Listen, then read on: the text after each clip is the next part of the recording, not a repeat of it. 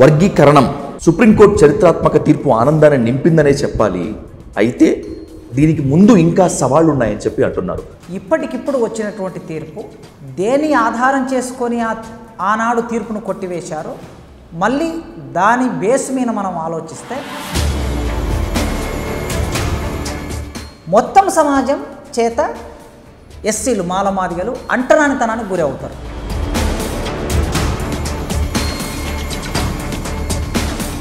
కేంద్రం ఎలాంటి బాధ్యత తీసుకోకుండా రాష్ట్రాలకే బాధ్యత అప్పచెప్తే కేవలం మాదిగ సామాజిక వర్గం కన్నీళ్లు తుడవటానికే ఈ ట్రిక్ వేసిందని నేను భావించవచ్చా? ఆ రోజే 341 ఆర్టికల్ను సవరణ చేయించగలిగినటువంటి కెపాసిటీ చంద్రబాబు నాయుడుకి ఉండింది, అయినా చేయించలేదు. తెలంగాణ వచ్చిన తర్వాత సమస్యలు ఉండవా అంటే ముందైతే తెలంగాణ రానివ్వండి అన్నారు. తెలంగాణ వచ్చిన తర్వాత నిర్బంధము ఏ విధంగా ఉందో చూసాం. మాలమాదిగల మధ్యన ఈ ఎడం పెరగటం మూలంగానే ఉద్యమాలు లేకుండా పోయాయి. ఈ ఎడం పెరగడానికి కారణం ఏమడు? ఏబిసిడి వర్గీకరణ వల్ల మొన్నటి వరకు మాలలు బాగుపడ్డారు. ఇప్పుడు ఏబిసిడి వర్గీకరణ వస్తే మాదిగలు మాత్రమే బాగుపడతారు, మిగతా ఎస్సీల్లో ఉన్నటువంటి ఉపకులాలు ఎట్టి పరిస్థితుల్లో బాగుపడే పొజిషన్స్ లేవు అనేటువంటిది చాలామంది చేసినటువంటి వాదన. మాలలు ఎక్కువ ఉపయోగించుకున్నారు, మాదిగలు తక్కువ ఉపయోగించుకున్నారు. 3 దశాబ్దాల పోరాటానికి చరిత్రాత్మక విజయం దక్కింది. 30 సంవత్సరాల తండ్లాటకు అనేక ఆనందాలు కళ్ళల్లో నిండాయి.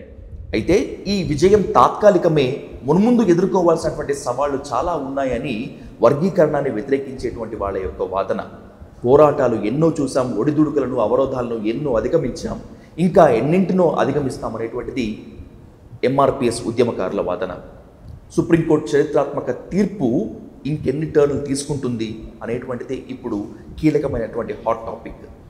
వర్గీకరణం, దాని సవాళ్లు, దాని విజయాలపై కీలకంగా చర్చించేందుకు ఉస్మానియా యూనివర్సిటీ ప్రొఫెసర్ చింతకింది కాసిం గారితో ఇప్పుడు hot seat with Vijay sir. Kasim garu నమస్తే. నమస్తే, welcome to daily news sir.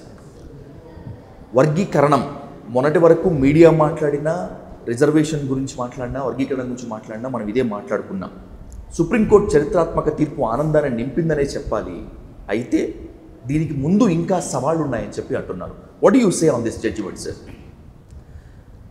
అయితే భారతదేశంలో ప్రతి తీర్పు వెనుక, ప్రతి జీవో వెనుక ఎక్కడో ఒక దగ్గర కాలు మిగిలిపోయి ఉంటుంది.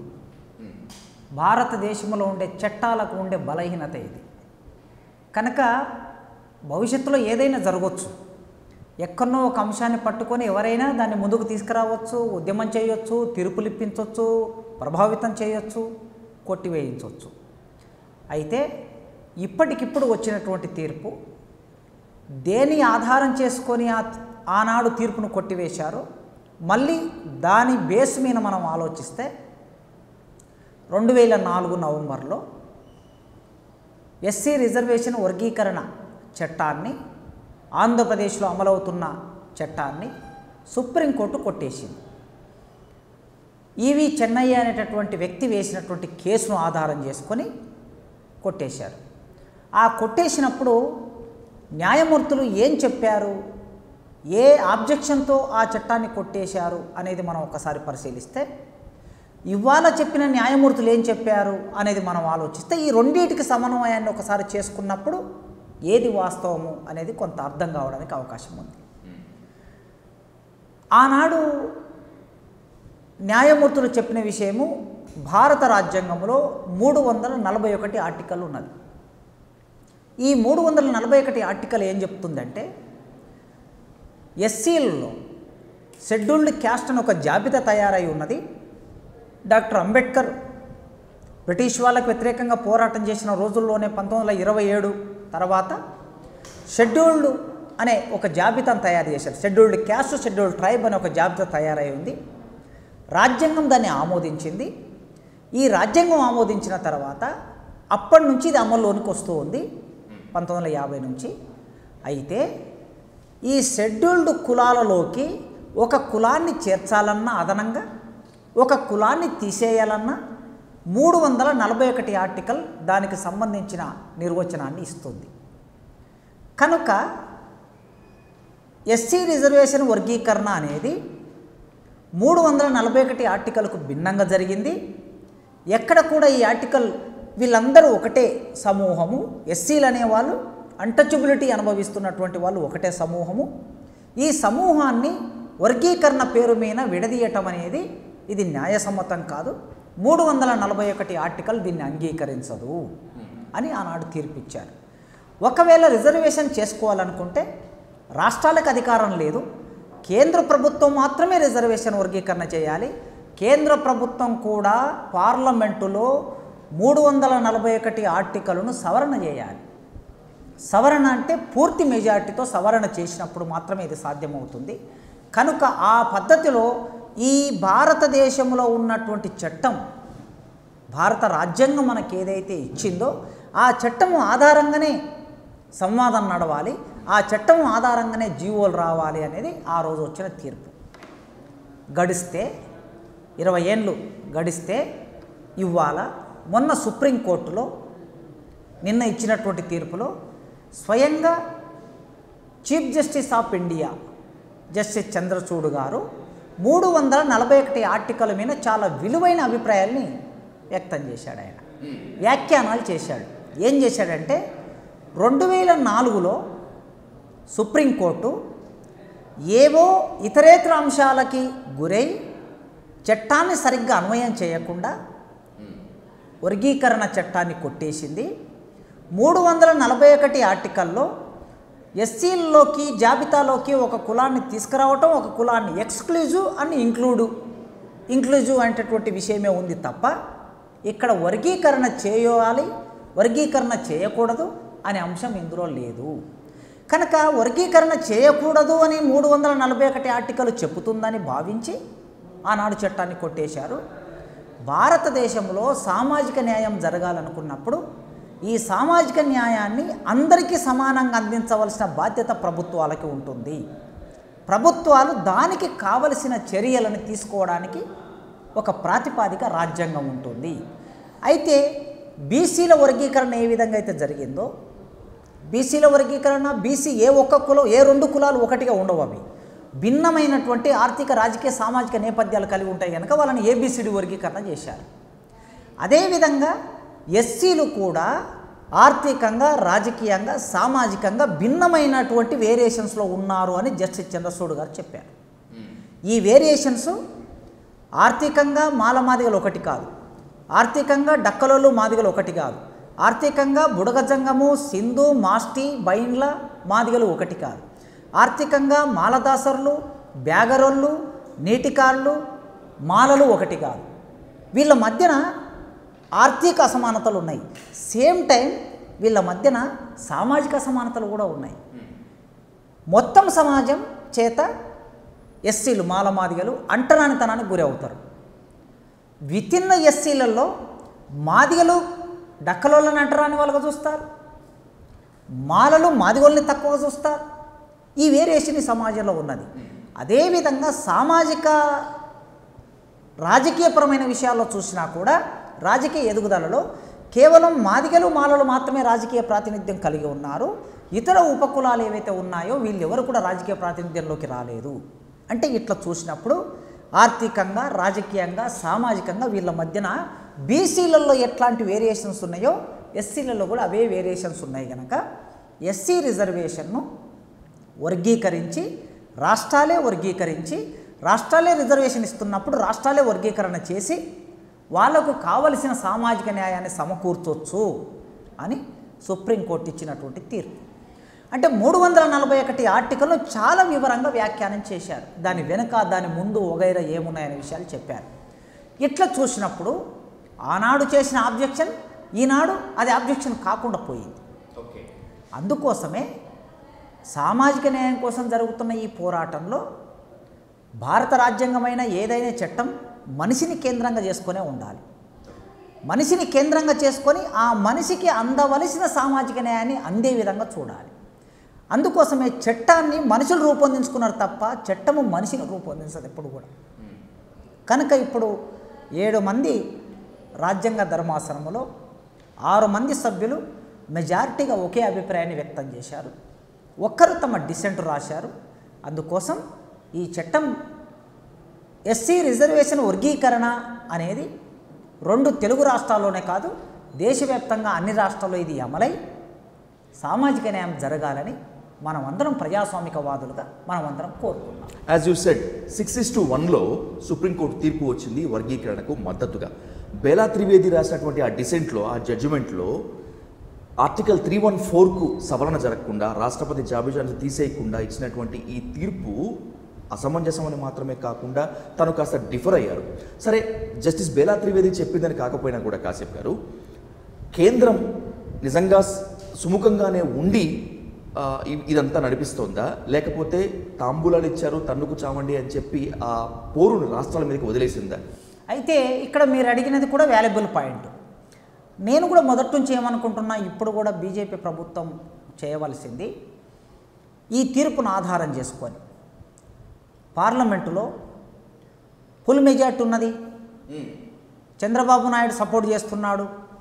ఆనాడు వర్గీకరణ జీవో రావడానికి చంద్రబాబు నాయుడే ప్రయత్నం చేశాడు, జీవో తీసుకొచ్చి అమలు చేశాడు ఆయన ముఖ్యమంత్రిగా ఉన్న రోజుల్లోనే. ఆయన ఇప్పుడు కేంద్ర ప్రభుత్వానికి సపోర్ట్ చేస్తున్నాడు. కనుక రాజ్యాంగం పార్లమెంటులో 341 ఆర్టికల్ను సవరణ చేసి ఎప్పటికీ సమస్య లేకుండా, దీనికి తాత్కాలికమైనటువంటి రెమెడీ కాకుండా శాశ్వతమైన రెమెడీ అనేది ఖచ్చితంగా 341 ఆర్టికల్లోనే ఉన్నది.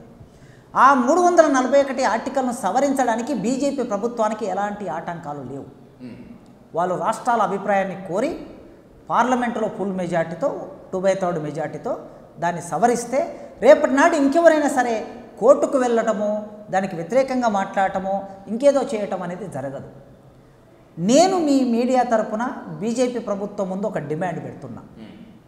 కేవలం ఇది సుప్రీంకోర్టు ఇచ్చిన తీర్పు. తీర్పులన్నీ కూడా చట్టాలుగా మారిన సందర్భాలు లేవు. చాలా సందర్భాల్లో ఆయా ప్రభుత్వాలు ఆ తీర్పుల్ని కొన్నిసార్లు అంగీకరించాయి, కొన్నిసార్లు అంగీకరించలేదు, కొన్నిసార్లు పాక్షికంగా ఉన్నారు, కొన్నిసార్లు ఉదాసీనంగా ఉన్నారు. రకరకాల సందర్భాలు హైకోర్టు ఇచ్చిన తీర్పుల్ని, సుప్రీంకోర్టు ఇచ్చిన తీర్పుల సందర్భంలో మనం చూసాం. ఈ తీర్పు కూడా కొందరు అమలు చేయొచ్చు, కొందరు అమలు చేయకపోవచ్చు. అందుకే భారతదేశ వ్యాప్తంగా వర్గీకరణ చేయటం అనేది సాంకేతికంగా సమస్యలు రావచ్చు. ఎందుకంటే ఇక్కడ మాదిగలు, మెజార్టీగా మాదిగలు లేదా మాదిగ ఉపకులాలు కొన్ని అవకాశాలు కోల్పోయిన మాట వాస్తవమే. అది చాలా నివేదికలు, రామచంద్రనాథ్ రాజు నివేదిక కానీ, లోకూర్ కమిషన్ కానీ, ఉషా మేహరా కమిషన్ కానీ చాలా స్పష్టంగా విద్యా ఉద్యోగ రంగాల్లో మాదిగలు, మాదిగ ఉపకులాలు నష్టానికి గురయ్యారని నివేదికలని చెప్పాయి. ఆ నివేదికలన్నీ చెప్పాయి గనక మనం అదే ఉత్తరప్రదేశ్కి పోతే, ఇంకో ప్రాంతానికి పోతే అక్కడ మాదిగలు డామినేటింగ్గా ఉన్నారు, చమర్లు డామినేటింగ్గా ఉన్నారు. అక్కడ అవకాశాలు చమర్లు ఎక్కువగా ఉపయోగించుకుంటున్నారు. ఇది దేశవ్యాపితంగా అమలు చేస్తే ఏమైనా సమస్యలు వస్తాయని బీజేపీ ప్రభుత్వం భయపడుతుందేమో. ఒక సామాజిక న్యాయాన్ని సమకూర్చడానికి మాదిగలు ఒక చోట అన్యాయానికి గురై ఇంకొక చోట ఆధిపత్యంలో ఉండటం, ఇంకొక చోట ఎక్కువ ఫలాలు అనుభవించడం తప్పే కదా. సామాజిక న్యాయం ప్రకారం ఎక్కడైనా సరే ఒక చోట నీవు సామాజిక న్యాయం కోరుతున్నామంటే ఇంకో చోట కూడా నీ కింది వాళ్ళకు సామాజిక న్యాయం అందించడం అనేది నీ బాధ్యత. దేశవ్యాప్తంగా ఈ చట్టాన్ని అమలయ్యేటట్లు బీజేపీ ప్రభుత్వం చొరవ తీసుకొని 341 ఆర్టికల్ను పార్లమెంట్లో సవరించి ఒకే చట్టాన్ని తీసుకొస్తే అప్పుడు ఏం జరుగుతుందంటే, కేంద్ర ప్రభుత్వ ఉద్యోగాల్లో కూడా మీరు ప్రారంభంలో ఇంట్రోలో చెప్పినట్లు కేవలం రాష్ట్ర ప్రభుత్వ ఉద్యోగాల్లో మాత్రమే ఎస్సీలకి వర్గీకరణ అనేది కాకుండా కేంద్ర ప్రభుత్వ ఉద్యోగాలు, బ్యాంకు ఉద్యోగాలు ఉంటాయి, రైల్వే ఉద్యోగాలు ఉంటాయి, విమానయాన ఉద్యోగాలు ఉంటాయి, బిఎస్ఎన్ఎల్ ఉద్యోగాలు ఉంటాయి, సివిల్ సర్వీస్ ఉద్యోగాలు ఉంటాయి.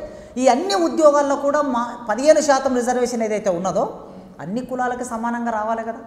ఒక ఆంధ్రప్రదేశ్ రాష్ట్రంలో లేదా తెలంగాణ రాష్ట్రంలో న్యాయం జరిగినంత మాత్రాన మరి ఇతర రాష్ట్రాల్లో, ఢిల్లీలో ఉండేటటువంటి పోస్టుల విషయంలో న్యాయం జరగకపోతే అది కూడా అన్యాయమే కదా. కనుక వీటికి శాశ్వత పరిష్కారం ఎక్కడుందంటే ఖచ్చితంగా 341 ఆర్టికల్లోనే ఉన్నది.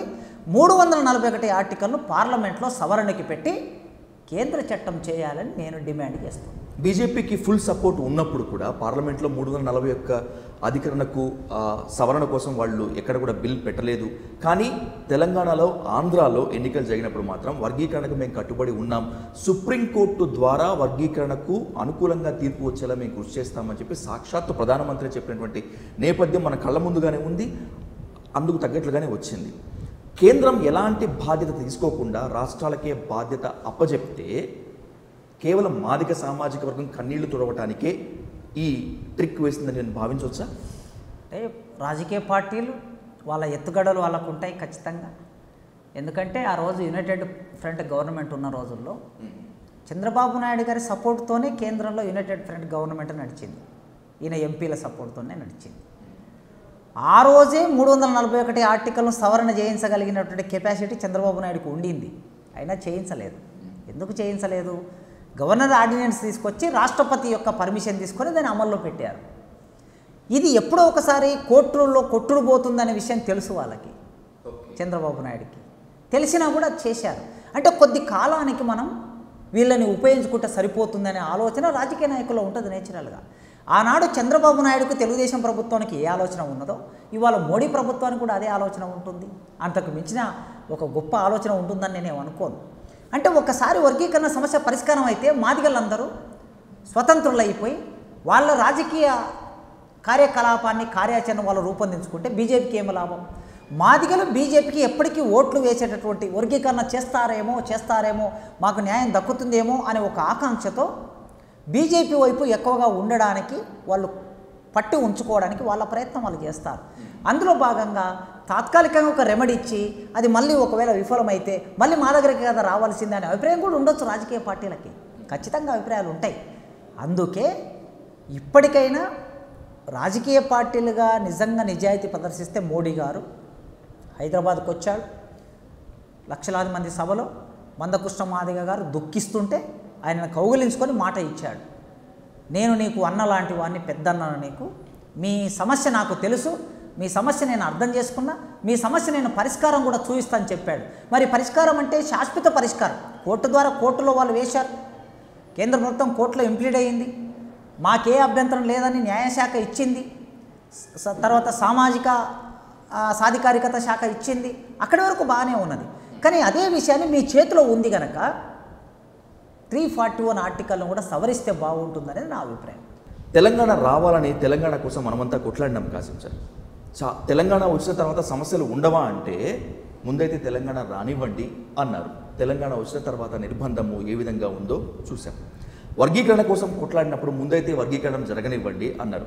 ఇవన్నింటినీ కనుక ఒకటే పాయింట్ ఆఫ్ వ్యూలో పెట్టుకుంటే వర్గీకరణంతో సమస్యలు మొత్తం అంతా కూడా తీరిపోతాయా? సబ్దర్ద్ కద్దవా జిందా తెలిసిమాత అన్నట్లుగా వర్గీకరణ అనేది కేవలం విద్యా ఉద్యోగ రంగాలకే ఇది పరిమితం. ఇది రాజకీయ రంగంలో కూడా లేదు, ఆర్థిక రంగంలో లేదు, సామాజిక రంగంలో లేదు.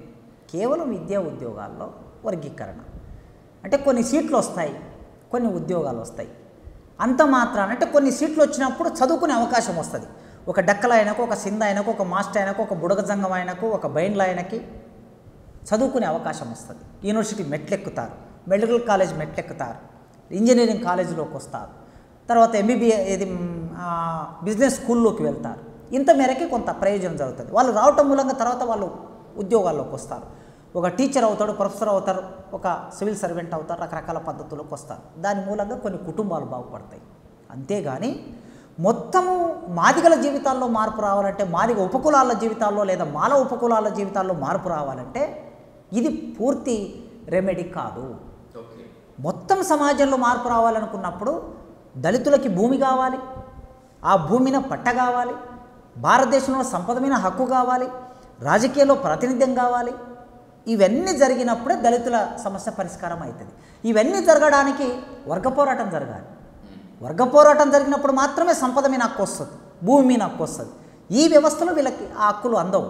అందుకోసమే ఆ పూర్తి కాలపు సమస్య పరిష్కారం కోసం వర్గ పోరాటంలో వచ్చే సమసమాజం కోసం ప్రయాణం చేస్తూనే మధ్యలో వచ్చినటువంటి కొన్ని సమస్యలకి అప్పటికప్పుడు పరిష్కారాలు వెతుక్కోవటం కూడా అవసరం.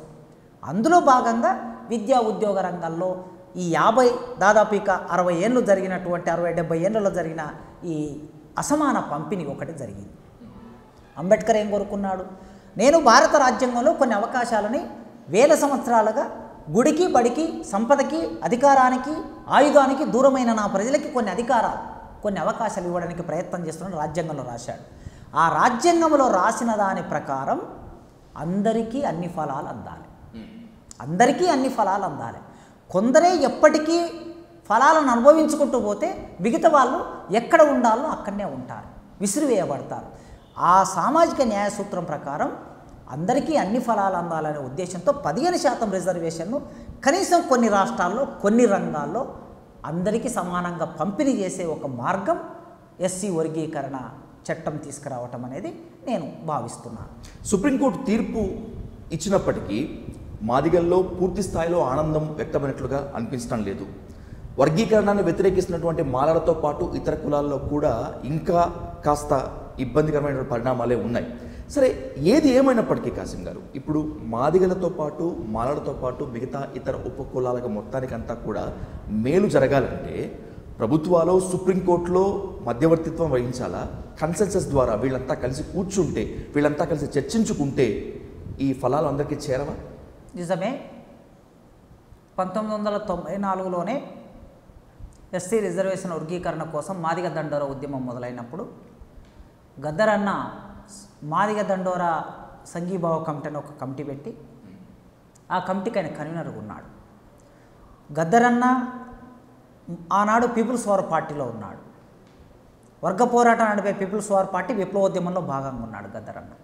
ఆ విప్లవోద్యమంలో భాగంగా ఉన్నటువంటి ఆయన ఒక సామాజిక న్యాయమైన డిమాండ్ ముందుకు వచ్చింది కనుక ఆ డిమాండ్కు సపోర్ట్ చేయటం మన బాధ్యత అని చెప్పి మేధావులందరినీ, ప్రజాస్వామికవాదులందరినీ కూడగట్టి సంఘీభావ కమిటీ పెట్టి దాన్ని కన్వీనర్గా ఉండి సపోర్ట్ చేశాడు. ఆ విధంగా ఆ రోజే పిలిపించారు. మాదిగలకి మాలలకి మధ్యన ఘర్షణ కాకుండా ఉన్న ఫలాలను సమానంగా పంచుకుందాం, మీరందరూ ఆలోచించండి, రండి కూర్చొని మాట్లాడుకుందామని పిలిపించాడు ఆయన. పిలిపించినప్పుడు ఎవరు కూర్చొని మాట్లాడుకోవడానికి తమ సుముఖతను చూయించలేదు. చూయించకపోవటం మూలంగా ఏమైందంటే 30 సంవత్సరాలు మానసికంగా 2 కులాలు ఎడం పెరిగేటట్టు వారి మధ్యన ఎడం పెరిగింది. ఈ ఎడం పెరిగినటువంటి ఈ సందర్భంలో కనీసం ఇప్పుడు తీర్పు ఇప్పుడన్నా వచ్చింది కనుక మాల సామాజిక వర్గానికి చెందిన వాళ్ళు, మాదిగ సామాజిక వర్గానికి చెందినటువంటి వాళ్ళు ఒక దగ్గర కూర్చొని ఈ 30 సంవత్సరాల ఉద్యమంలో ఒకప్పుడు 1984లో బీఎస్పీ పార్టీ ఇక్కడికి వచ్చినప్పుడు కాన్సీరాం, 85లో కారంచేడు జరిగింది. కారంచేడు మాదిగల ఊచకోత జరిగింది. ఆ ఊచకోత తర్వాత బీఎస్పీ పార్టీ వచ్చాక ఎన్టీ రామారావు లాంటి వాడే, అంత ఆనాడు ముఖ్యమంత్రిగా ఉన్నటువంటి ఎన్టీ రామారావు ఎన్నికల్లో మేము బీఎస్పీ పార్టీకి 40 సీట్లు ఇస్తాం, మాతో పొత్తు పెట్టుకోండి అని ముందుకు వచ్చాడు. అంటే అంత ప్రభావితంగా ఆనాడు దళిత ఉద్యమం ఉండింది అని చెప్పడం కోసం చెప్తున్నాయి ఉదాహరణ. 40 సీట్లు ఇస్తానని ఎన్టీ రామారావు అడిగాడంటే దళిత ఉద్యమం అంటే మాల మాదిగలు కలిసి ఎంత పెద్ద ఉద్యమాన్ని నిర్మాణం చేశాడో మీరు అర్థం చేసుకోండి. అంతటి ప్రభావితమైన ఉద్యమాలు ఇప్పుడు ఎక్కడ పోయాయి? మాల మాదిగల మధ్యన ఈ ఎడం పెరగటం మూలంగానే ఉద్యమాలు లేకుండా పోయాయి. ఈ ఎడం పెరగడానికి కారణం ఏమడు? నీ తమ్ముడు వచ్చి నిన్ను అడిగాడు, అమ్మ వండి పెట్టినటువంటి అన్నం ముద్ద, ఈ అన్నం ముద్దలో నీకు సగం ముద్ద నాకు సగం ముద్ద పంచుకుందామని అన్న పెద్ద మనసు చేసుకొని తమ్మునికి సగం ముద్ద పెట్టాల్సింది. తమ్ముడు అడగకుండానే పెట్టాలి. తమ్ముడు వచ్చి అడిగినాక కూడా అన్న ముద్ద మొత్తం నేనే తింటా, నువ్వు మాత్రం ఉపాసం ఉండు అని అన్న తర్వాత సహజంగా ఇద్దరి మధ్యన పోరాటం చేసేవాళ్ళు వీలయ్యిండ్రు, అడ్డుకునే వాళ్ళు వీలయ్యిండ్రు. ఆ పద్ధతిలో 2 సామాజిక వర్గాల మధ్యన విభజన రేఖ వచ్చింది. ఈ విభజన రేఖ వచ్చేసరికి ఏమైంది? అగ్రకుల పార్టీలకి ఇది చాలా సులభమైంది. వీళ్ళ మధ్యన ఐకమత్యం లేకపోవడంతో, ఐక్య పోరాటం లేకపోవడంతో వాళ్ళు వాళ్ళ పార్టీల వైపు వీళ్ళ ఓట్లని, ప్రజల ఓట్లని తీసుకొని వాళ్ళు రాజ్యాధికారంలో ఉండడానికి ఒక ప్రాతిపదిక ఏర్పడింది. నిజంగా 85 నుంచి ఆ ఉద్యమ చైతన్యం అట్లే కొనసాగి ఉంటే ఈరోజు సంపద మీద, రాజ్యాధికారం మీద హక్కు దళితులకి సమస్థాయిలో ఉండేది. వాళ్ళ జనాభా ఎంత ఉందో అంత స్థాయిలో రాజ్యాధికారం ఉండేది. పోయింది. 30 ఏళ్ళు నష్టపోయినాం అంటే 2 జనరేషన్స్ నష్టపోయినాం. కనీసం ఇప్పటికైనా నేను రిక్వెస్ట్ చేస్తున్నా, సుప్రీంకోర్టు ఒక తీర్పు ఇచ్చింది, ఆ తీర్పు అమలు కావడానికి ఒక ప్రాసెస్ మొదలు కావాలి. కాకి మాధవరావు గారు పెద్దలు, ఐఏఎస్ ఆఫీసర్, చీఫ్ సెక్రటరీగా పనిచేశారు, అన్నీ తెలిసిన వారు, ప్రజాస్వామికవాది అనే వారికి అది ఉన్నది. కత్తి పద్మారావు గారు తెలుగు నేల మీద దళితోద్యమానికి విత్తనాలు వేసి దానికి నీళ్లు పోసి పెంచి పెద్దగా చేసినటువంటి గొప్పవారు, తాత్వికుడు కత్తి పద్మారావు గారు. ఐఏఎస్ మురళి గారు, ఆకునూరు మురళి గారు, గంట చక్రపాణి గారు, మల్లపల్లి లక్ష్మయ్య గారు, ఇంతమంది పెద్దలు ఉన్నారు. మాలమహనాడు చెన్నయ్య గారు, వీళ్ళందరూ ముందుకొచ్చి మందకృష్ణ గారితో ఒక డైలాగ్ ఓపెన్ చేయండి. మాదిగ మేధావులు ఎంతమంది ఉన్నారో వాళ్ళని పిలవండి, మాల మేధావులు ఎంతమంది ఉన్నారో వాళ్ళు రండి, ఒక దగ్గర కూర్చోండి, అక్రాస్ ద టేబుల్ కూర్చొని సమస్య ఏమున్నది ఆలోచించండి. ఆలోచించకపోతే ఇది ఇట్లే రగులుతూ ఉంటే ఇంకా ఎడం పెరిగితే ఇంకొక 100 సంవత్సరాలకి ఈ రెండు సామాజిక సమూహాల మధ్యన విభజన రేఖ ఉంటే అంతిమంగా మనకు నష్టం.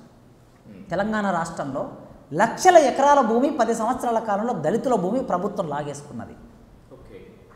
ఎవరు మాట్లాడారు? నేను మొన్న సిరిసిల్ల వెళ్ళాను, భూమి సమస్య మీద సభ పెడితే సిపిఐ పార్టీ వాళ్ళు సిరిసిల్ల వెళ్ళారు.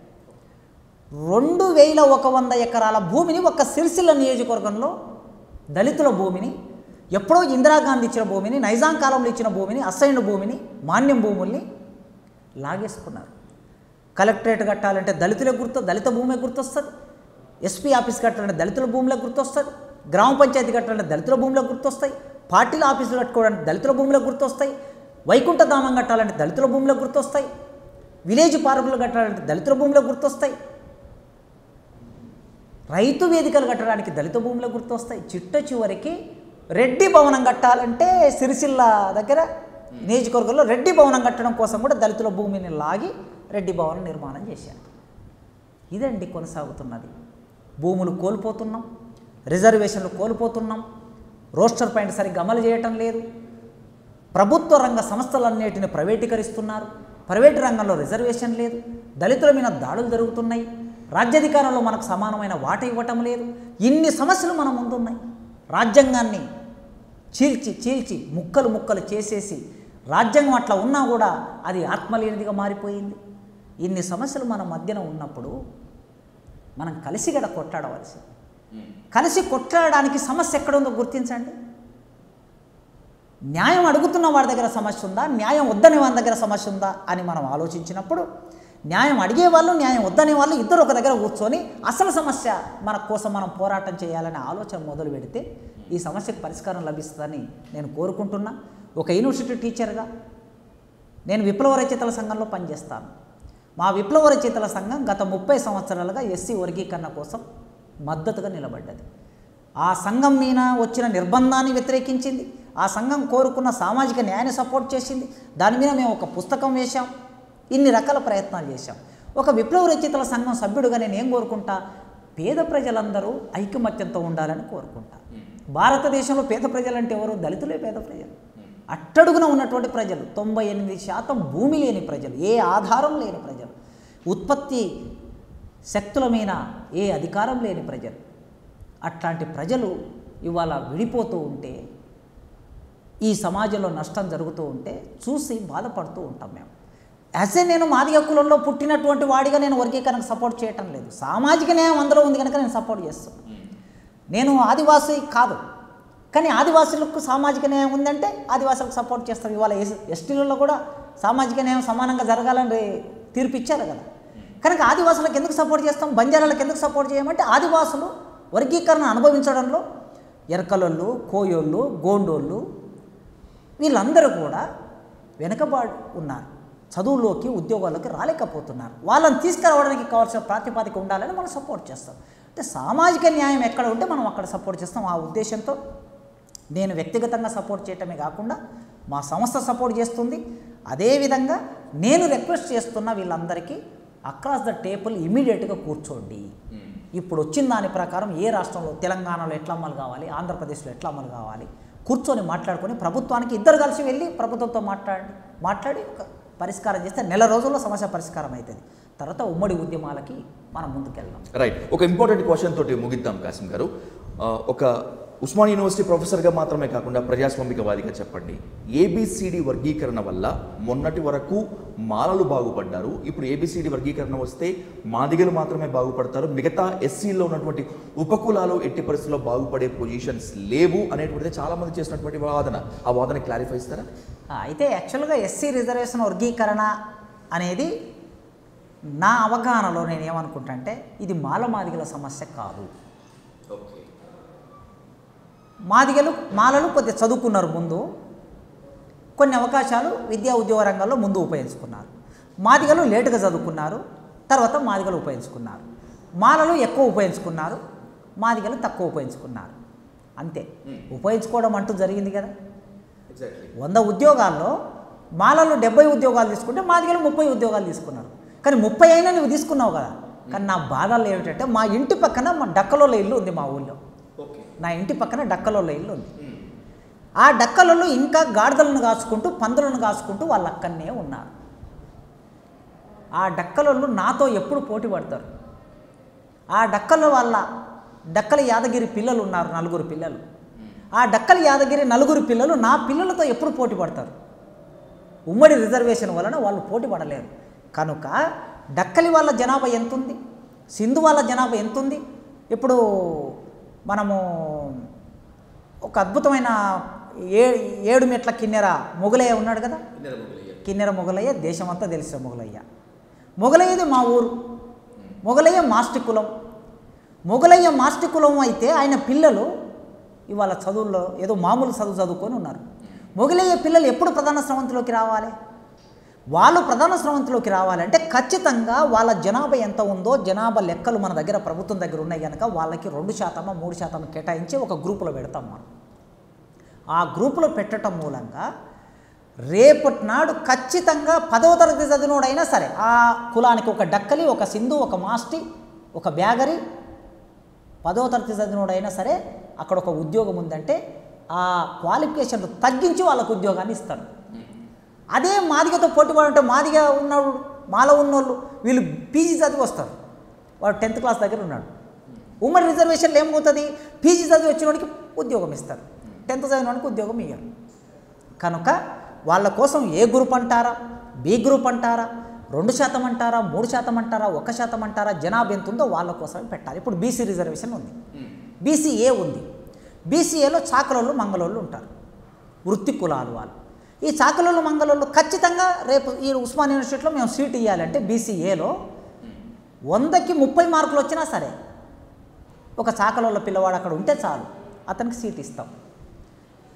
ఆ విధంగానే ఎస్సీలలో ఉపకులాలకు సంబంధించి సామాజిక న్యాయం జరగటం అనేది జరుగుతుంది. దీని వలన వర్గీకరణ వలనే జరుగుతుంది. ఉదాహరణ కూడా చెప్తాను మీకు నేను. సూర్యపల్లి సుజాత గారు ఒక ప్రొఫెసర్ ఉన్నారు. సూర్యపల్లి సుజాత తెలుగు సమాజానికి అంతా తెలిసిన ఆమె. ఎస్సీ రిజర్వేషన్ వర్గీకరణ అయినప్పుడు ఆమె బైండ్ల సామాజిక వర్గానికి చెందిన ఆమె. ఎస్సీ రిజర్వేషన్ వర్గీకరణ అయినప్పుడు జాబు పొందింది, ఇవాళ ప్రొఫెసర్గా ఉంది. ఒకవేళ వర్గీకరణనే జరగకపోయి ఉంటే ఆ రోజు 2000 సంవత్సరంలో ఆమెకు జాబ్ వచ్చేది కాదు. నేనున్నాను 2004లో నేను ఉద్యోగం పొందాను. ఎస్సీ రిజర్వేషన్ వర్గీకరణ జరిగినప్పుడు ఎస్సీ బిలో నేను వచ్చాను. ఒకవేళ ఎస్సీ బి లేకపోయి ఉంటే నాకన్నా కొంత పర్సెంట్ ఎక్కువ ఉన్నటువంటి ఒక మాల కమ్యూనిటీ వాళ్ళు వచ్చి ఉంటే నాకు ఉద్యోగం వచ్చేది కాదు. నాకు బి అనే ఒక కేటగిరీ ఉంది కనుక ఆ బిలో ఉన్న కేటగిరీలో నేను వచ్చేసాను. ఎందరో డాక్టర్లు చిన్న చిన్న మోచి కులాల నుంచి ఆంధ్ర ప్రాంతంలో విశాఖపట్నంలో నెల్లూరు జిల్లాలో ఎన్నడూ మనం పేరు కూడా విననటువంటి కులాల నుంచి ఎంబీబీఎస్ సీట్లు ఏ గ్రూప్లో ఒక 10 సీట్లు వాళ్ళకు ఉన్నాయంటే 10 సీట్లలో వాళ్ళు వచ్చి చేరారు. నీ ర్యాంక్ ఎంత ఉంది? 10,000 ర్యాంక్ వచ్చినా సరే వచ్చి చేరారు ఉద్యోగాలు. వాళ్ళు ఇవాళ డాక్టర్లు అయ్యారు. విశాఖపట్నం మెడికల్ కాలేజీలో డాక్టర్లుగా పనిచేస్తున్నారు. వాళ్ళు గ్రూప్ 1 ఆఫీసర్లు అయ్యారు, గ్రూప్ 2 ఆఫీసర్లు అయ్యారు, ఎంఆర్ఓలు అయ్యారు. ఎంతోమంది 23,000 మందికి ఉద్యోగాలు వచ్చినాయి. ఉపకులాలు కూడా మాదిగలతో పాటు ఉపకులాలు కూడా ఉద్యోగాలు వచ్చినాయి. అంతెందుకు ఇక్కడ మా యూనివర్సిటీలో మితల్ అయ్యర్వార్ అనే ఒక కులం ఉంటుంది. మాల వాళ్ళు పూజారి వర్గం మితల్ అయ్యర్వార్ అని. ఈ పూజారి వర్గానికి సంబంధించినటువంటి ఒక అమ్మాయి ఇంత దూరం వచ్చి మా దగ్గర చదువుకొని వాళ్ళ డిగ్రీ కాలేజ్ లెక్చరర్గా పనిచేస్తుంది. మరి వీళ్ళందరూ ఎట్లా వచ్చారు? వర్గీకరణ ఉంది కనుక వచ్చారు. ఆ రోజుల్లో వర్గీకరణ కొట్టేసిన తర్వాత ఇక్కడ ఈ కులాలు ఎవరు మాకు కనిపిస్తలేరు, యూనివర్సిటీలో ఉద్యోగాలు కనిపిస్తలేరు, ఇంటర్వ్యూలో కనిపిస్తలేరు. అందుకే ఉపకులాలకి సామాజిక న్యాయం జరగటం అనేది వర్గీకరణ ద్వారా మాత్రమే అవుతుంది తప్ప వేరే ఇంకొక మార్గం లేదు. నేను నా అభిప్రాయంలో ఇది మాలమాదిగల సమస్య కాదు. సామాజిక న్యాయం అంటే అట్టడుగున ఉన్నటువంటి డక్కలొల్ల దగ్గరికి రిజర్వేషన్ ఫలాలు అందినప్పుడే రాజ్యాంగం నిజంగా అమలవుతున్నట్లు లెక్క. రైట్. మీరు అన్నట్లు అసమానతలు మొత్తం అంతా కూడా రూపుమాసి పోవాల్సిందే. ముఖ్యంగా అణిచివేతకు గురైనటువంటి సమూహంలో ఉన్నటువంటి అసమానతలు పూర్తిగా పోవాల్సిందే. As you said that a dialogue can make more difference then a bullet అని అన్నట్లుగా కన్సెన్సస్ జరగాలి, చర్చలు జరగాలి, ముఖ్యంగా మాలా మాదిగల మధ్య మిగతా ఒక్కొక్కరందరికీ ఉన్నటువంటి అసమానత రూపై అందరికీ న్యాయం జరగాలని చెప్పి మనస్ఫూర్తిగా కోరుకుందాం. Thanks for your valuable interview Kashi garu. Thank you so much.